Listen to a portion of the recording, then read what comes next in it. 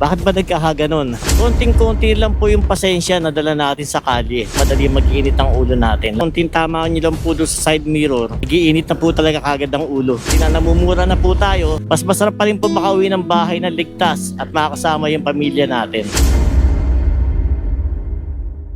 Ang init ng panahon ngayon mga katropa. Pero minsan, mas mainit po ulo ng mga iba natin mga kababayan. Kung napupunan naman mga katropa, di ba? Sa Facebook, pagka nag-scroll po ako, marami ako nakikita ng mga pisikala na nag-aaway. Talaga, nagsusuntukan. Bakit ba nagkakaganon? Ano na ba nangyayari sa atin ngayon? Bakit parang konting makiskisan lang tayo para nagiinit tayo kagad? Nakaka-alarma mga katropa. Kapanood natin, nakikita natin, konting bagay lang, nag-aawayan talaga kagad. Paano ba natin talaga may iwasan ang road rage mga katropa?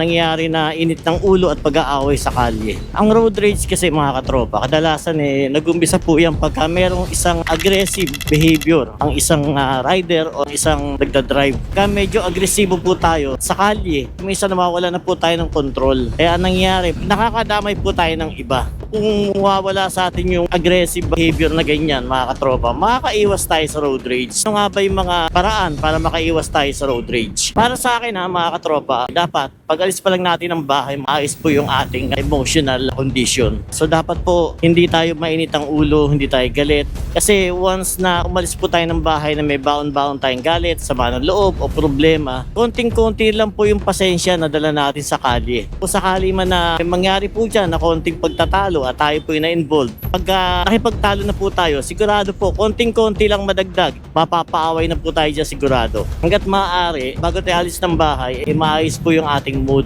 Para meron tayong baon-baon na mahabang pasensya, meron po tayong pangontra, panlaban, kung sakali man na meron tayong makakatalo sa kalye. Maging mapagbigay mga katropa. Alam ko medyo mahirap po yan. Alam niyo naman dito sa kalye, siksikan, nagkakaunahan, kailangan din po natin maging mapagbigay. Kung sakali man tayo lagi may pag-unahan mga katropa, madali mag-iinit ang ulo natin. Lalo na kung tayo naunahan, tayo ay nasingitan. Kahit yung merong mag-overtake sa atin, hayaan na lang po natin yan mga katropa. Huwag na po nating habulin kahit na medyo nainis tayo ng konti. Hindi natin nagustuhan yung ginawa, napipikon po tayo kagad. Pinahabol natin, mga ganon mga katropa. Iwasan na lang po natin, hayaan na lang po natin. Wala naman po sigurong mawawala sa atin kung sakali man na pabayaan po natin siya. Titigan na lang po natin siya habang papalayo. Hindi po natin alam kung ano pong kondisyon ng kanyang isip, kung bakit po niya ginawa yon. Pwede nagmamadali. Kung bad mood po yun, wag na po tayong mahawa. Wag na po tayong madamay. Kaya hayaan na lang po natin mga katropa. Sa mga ganitong traffic mga katropa, lagyan po natin lagi ng distansya dito sa mga nasa kaliwa natin para hindi naman natin sila masagit. Minsan yung mga ganyan, konting tama nyo lang po doon sa side mirror, nagiinit na po talaga kagad ang ulo. Lalo na pagka mga magagandang klase po ng mga sakyan yung natamaan natin, kahit halos wala naman siyang galos.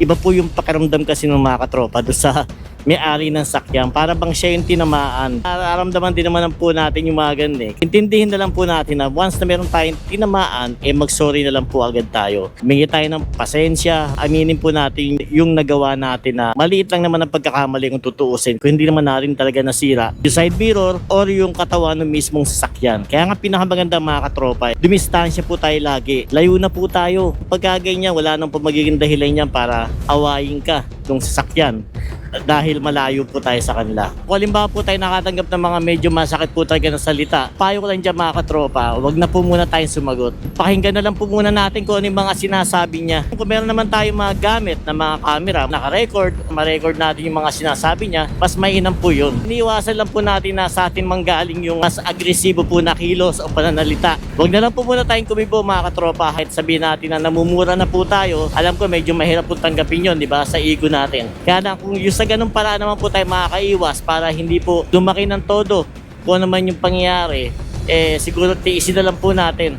Pasensya na po mga katropa, alam ko magkakaiba po tayo ng temper, pero para lang po yun sa kaligtasan din natin, para hindi na po gaano lumaki kung ano yung pinagmulan ng pagtatalo.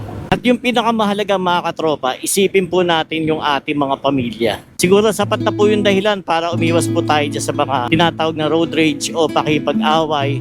o anumang gulo sa kalye mga katropa. Kasi pag inisip po natin yung pamilya natin, iisipin natin na hindi tayo dapat mapahamak dahil kawawa naman po yung ating mga pamilya. Dapat pa rin po tayo makauwi ng maayos para sa kanila. Kailangan po nating isipin ang ating pamilya, yung kapakanan nila, dahil kung sakali po na tayo ay papatol po sa mga ganong klase ng away o gulo sa kalye, siguradong maapektuhan po yung pamilya natin di ba? So kailangan po nating isipin yun. Huwag po nating kakalimutan na ipasok sa isip natin basta nasa ganun tayong sitwasyon sa kalye na napapaaway o napapagulo na po tayo, na mas kailangan po tayo nila kesa init po ng ulo dito sa kalye na nangyayari, lalo na sa mga kaaway o sa mga nagiging kaaway natin sa kalye. Mas masarap pa rin po makauwi ng bahay na ligtas at makasama yung pamilya natin. Alam ko napakahirap po magpigil ng galit mga katropa. Iba't iba po ang takbo ng isip ng tao habang nasa kalye. Kaya siguro pinakamaganda, bukod sa hindi naman natin kakilala lahat yung nasa kalye mga katropa at hindi natin alam ang pag-ugali ng bawat isa,